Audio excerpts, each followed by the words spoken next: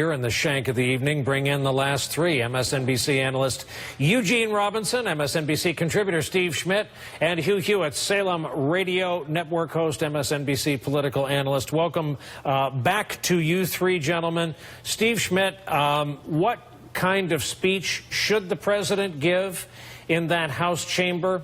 What kind of a speech will the president give in that House chamber? It shouldn't be an American carnage speech. It should be America as a shining city on a hill. It should be optimistic. It should be forward-looking. But it should also acknowledge the divisions in the country. And it's the job of the President of the United States to unify the country. And that's been surely lacking in the first 30 days of this presidency. And lastly, I think it's important that the speech be reality-based and not be about his election victory, about the crowd sizes, no false statistics, no fake news, a real speech by the President of the United States in a dangerous world to the American people. Well, let me go to Gene on this. What do you think is the likelihood we'll have bad behavior next Tuesday night? I'm worried. Bad behavior? I actually don't think it's very likely. I don't think there's going to be he's going to be hooted down or anything like that. I do worry that the speech President Trump gives will be nothing like the speech Steve Schmidt just described. Yeah. I worry that it will be a typical Donald Trump speech, and that it will still be dark and dystopian, and he'll be trying to frighten everybody, and will succeed in frightening Americans and frightening our allies especially. Hewitt, if there's going to be anything that's done, I think it's fair to say it's going to take some across the aisle connection, that somewhere down the road we're going to need, if it's immigration or whatever it is, we're going to have some participation by the Democrats in a probably less than a strong unified Republican Party. It's going to be an interesting set of coalitions. Do you agree with that, or is this just going to be straight partisanship from here on out? No, I think you're right, and you said the right word, immigration. I hope in this speech he will bring up the fact that he has not rescinded the DACA executive order, and he's not going to. He also needs to do a checklist. We've got to get a defense supplemental appropriation. The readiness problem in the military is extraordinary. If he names 18 circuit court judges for which there are vacancies right now, he'll get cheers from the Republicans. He can invoke the Reid rule and get a chuckle from both sides of the aisle in so doing. I don't expect it to be high-flowing rhetoric. I expect more of a Bill Clinton, here's what I'd like to get done speech. At least that's what I'm hoping for. And let me go back to the guy in the middle, Steve Schmidt. The thing is, the Reagan Democrat, the guy you know pretty well, the working guy, the middle-class person and wife, the ones that voted for Trump voted for Reagan.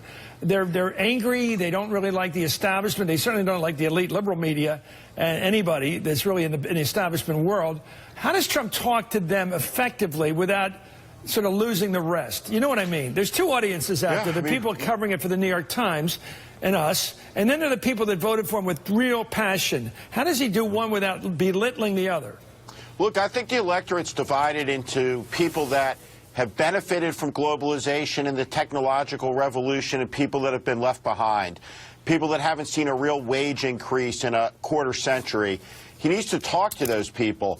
He needs to talk to them about their lives, their realities, about how to actualize these plans of growing the economy, how to get middle-income wages moving again, how to bring jobs back. There's been a lot of rhetoric, but when you look at the plans, in the first 30 days at least, it's not clear to me if there's any real plan to get tax reform done, if there's any real plan to actually be able to repeal and replace Obamacare. He's going to have to start to actualize these policies, or 8-10 months from now, these voters who took a leap of faith and voted for Donald Trump are going to be very, very disappointed in him. Eugene, can I ask you a question about language? I watched the president, his rally live Saturday afternoon. Then I watched his remarks at the African American History Museum. Saturday afternoon, it was our people. It was a lot of our people, us versus them. Donald Trump speaking to an audience of, what was it, 9,000 of his supporters, or some huge number. And then at the museum, he said, we're going to bring the country together. How to reconcile those two? Because that was the language Saturday was clearly us and them, clearly, distinctly two different groups.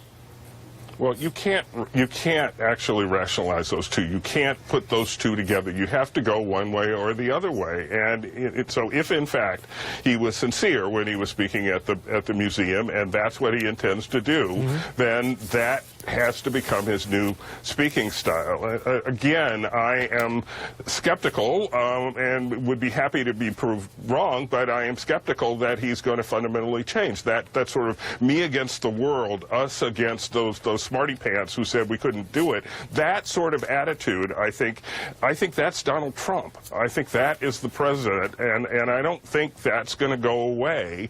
And so, therefore, I don't think the kumbaya moments are going to. I don't think anybody's going to believe in them. Hugh Hewitt, this is an impossible task. In 45 seconds, answer me this.